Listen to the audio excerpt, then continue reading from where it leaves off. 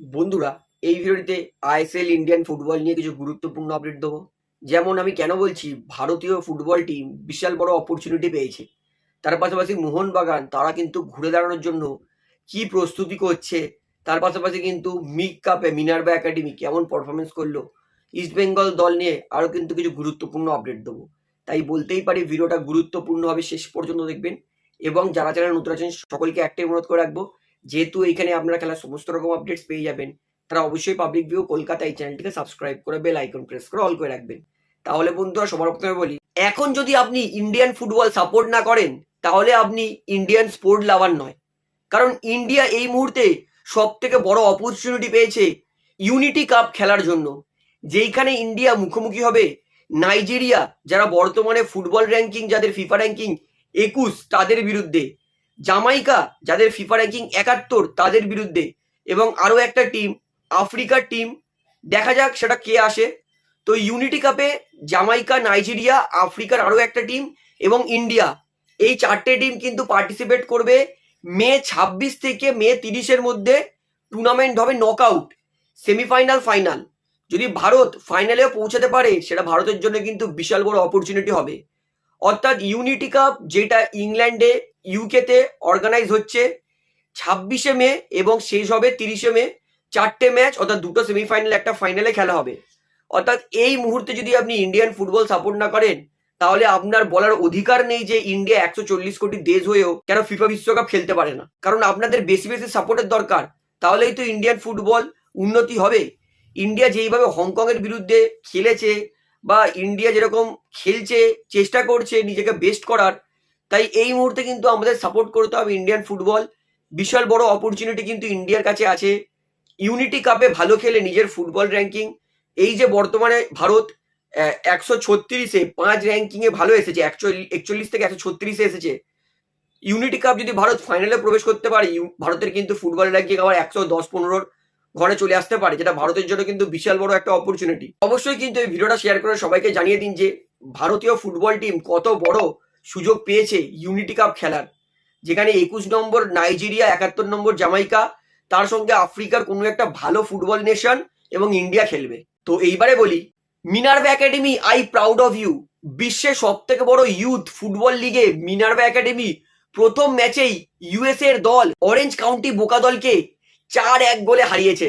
অর্থাৎ আমেরিকার youth team যারা নিজের দলের জন্য, নিজের একাডেমির জন্য প্রায় 70-80 কোটি টাকা খরচ করে, সেখানে আমাদের মিনার্ভা একাডেমি, যেই রঞ্জিত বাজাজ নিজের গয়না সমস্ত কিছু লোন দিয়ে দলটাকে মিগ কাপ খেতে পাঠিয়েছে, মানে কতটা গর্বের ভাবুন। একটা কোটিপতি একাডেমি আর একটা আমাদের ভারতের একমাত্র একাডেমি, তারা ইউএস এর বোকা অরেঞ্জ কাউন্টি দলকে কিন্তু 4-1 গোলে হারিয়ে দিয়েছে। আমি বলেছিলাম যে মিগ কাপে মিনার্ভা একাডেমির প্রত্যেক কটা ম্যাচ কিরকম খেলেছে, কিরকম পারফরমেন্স, সমস্তটা আপনাদের জানাবো, তো সেটা কিন্তু ফুলফিল করবোই।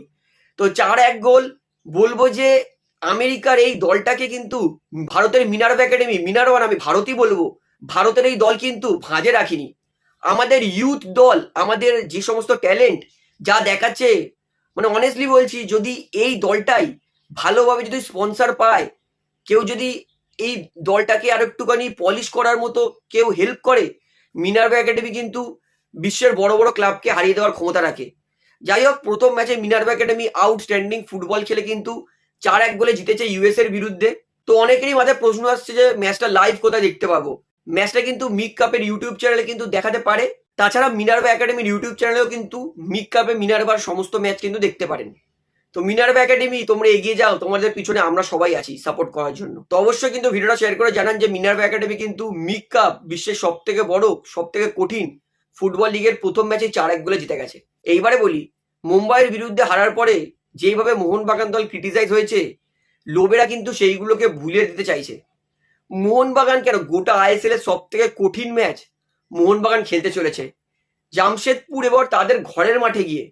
আমরা দেখছি জামশেদপুর নিজের ঘরের মাঠে হারে না। যদি জামশেদপুর জোয়ারদিতে খেলতে আসতো, আমার অতটা মানে ভাবতাম না যে অতটা টাফ ম্যাচ। যেহেতু মোহনবাগান জামশেদপুরের মাঠে খেলতে যাচ্ছে, জামশেদপুরের মাঠে ভাই, জামশেদপুর ভীষণ শক্তিশালী দল। মানে এত ট্রাভেল করে খেলতে যেতে হয়, 4-5 ঘন্টা ট্রাভেল লাগে। অর্থাৎ জামশেদপুর কিন্তু নিজের হোম গ্রাউন্ডের ফুল অ্যাডভান্টেজ তোলে। তো জামশেদপুরের ঘরে যেহেতু ম্যাচটা মোহনবাগানের জন্য ভীষণ কঠিন হবে, তাই লোবেরা কিন্তু রোদের মধ্যে গরমে নিজেদের প্লেয়ারদেরকে প্র্যাকটিস করাচ্ছে, কারণ ম্যাচটা কিন্তু 5টা থেকে। অর্থাৎ ম্যাচের আগে যতটা প্রিপারেশন করা যায়, দলটাকে তৈরি করে রাখা যায়, ততটাই কিন্তু করছে লোবেরা মোহনবাগান দলকে। তো তাছাড়া মোহনবাগানের যেই সমস্ত প্লেয়াররা জুনিয়র সিনিয়র যারা ন্যাশনাল ডিউটি পালন করতে গেছিলেন, তারা কিন্তু আজকে চলে এসেছে।